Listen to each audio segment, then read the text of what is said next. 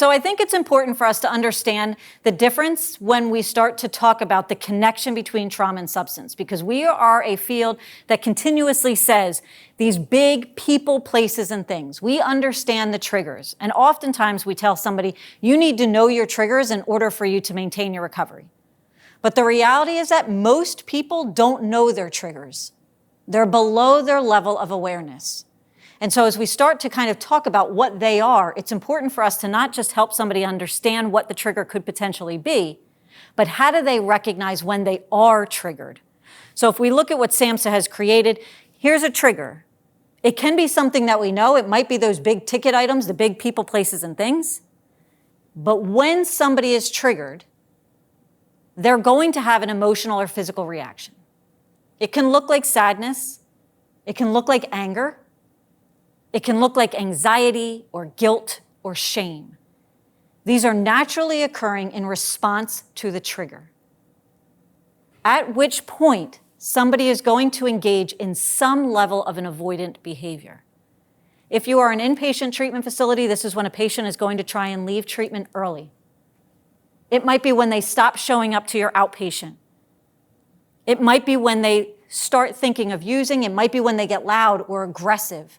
Whatever worked is what they're going to continue to do. Because what I want everybody to hear, every behavior serves a purpose. Every behavior, according to the brain and its understanding of what's going on, serves a purpose. Our jobs are to help somebody understand what that purpose was so we can create new solutions. All the way on the bottom of this is the substance use. In our field, we say this consistently. The substance isn't the problem. The substance was a solution. When we talk about what was the source, that's what we're really trying to uncover. So I'm not even going to talk about the actual act of substance use because that was just the solution that somebody found that worked.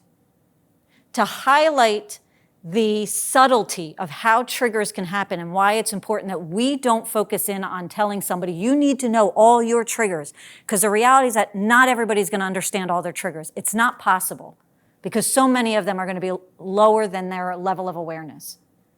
And so I use this example all the time. Currently I have a 16-year-old daughter that when she was probably 6 years old, she had asked me for a pair of high heels, to which again, I look professional for the most part when I come to work, but if you were to catch me on a weekend, I'm in a baseball hat, I'm in a pair of jeans, flip-flops. So my daughter asking me for a pair of high heels was almost personal. This is what we often do in this field. We start to personalize what somebody's saying to us. And so I say, no, you're not getting a pair of high heels. That's ridiculous, you're a little girl. A few days later, she asks me again, to which I say, no, you're not getting a pair of high heels. You're a little girl. Little girls don't have to wear a pair of high heels, because I'm still taking this personal. She asks me about a week later, and I stop and say, why do you want a pair of high heels so badly? And what she says is, because the sound of them makes me think of you when you are not home. Because the only time I wear high heels is when I'm at work. So for her, high heels are a trigger.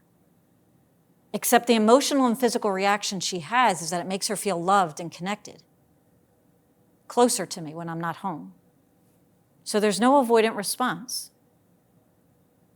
Now, if I was an abusive mom, what would the sound of those high heels mean for her? If I was an abusive mom, the sound of those high heels would start to elicit an emotional and physical reaction for her. She'd either have shame because she thinks that she's doing something wrong, that she's being reprimanded for and physically abused. She's going to probably have some anxiety because she's anticipating something happening to her. It's going to elicit fear. But she's going to have to bury it because she can't acknowledge it to me because I'm the root of the fear. So she's going to engage in some avoidant responses. Whether she's little and she becomes introverted or suicidal or depressed. So when we talk about the source of how somebody got here, She's going to either internalize this experience or she's going to start to externalize this experience. And that can be both based on the environment as well as personality. And if 12 years later she ended up in a treatment facility because what she learned is that if she used a substance, that high level of arousal, of anxiety and depression and flashbacks went away, and she entered into a substance use treatment facility, what she's going to do is that if she was in line and somebody happened to cut her off in the lunch line, but a few minutes later somebody was walking down the hallway wearing a pair of high heels, her brain was instantly triggered, well below her level of awareness. She doesn't know it, but her body is physically reacting to the experience of hearing those heels. So when somebody cut her off in the lunch line, and that time she starts to become aggressive, staff should and would run over to her and say, "What are you doing?" To which she's going to answer one of two ways that we internalize as professionals. She's either going to say, "That girl cut me off. Who does she think she is? I shouldn't have to deal with this." Externalizing it. Or she's going to say, "I don't know. I don't know why I did that." And sometimes we as practitioners start to say, "They're not invested in their recovery. She's not here for the right reasons." Nobody paid attention that there was a lower level of awareness to a trigger that actually activated this. So if we shift the lens to which we understand how trauma impacts substance use, it's shifting our understanding that when we see somebody engage in a behavior that doesn't make sense to the context, to the situation, it's not because they're trying to be, oppositional. It's not because they're trying to be angry. It's not because they no longer care about their recovery. It's because in that moment, they were activated to something that they didn't understand. Saying "I don't know" is not because they're trying to be avoidant. It's because they genuinely don't know.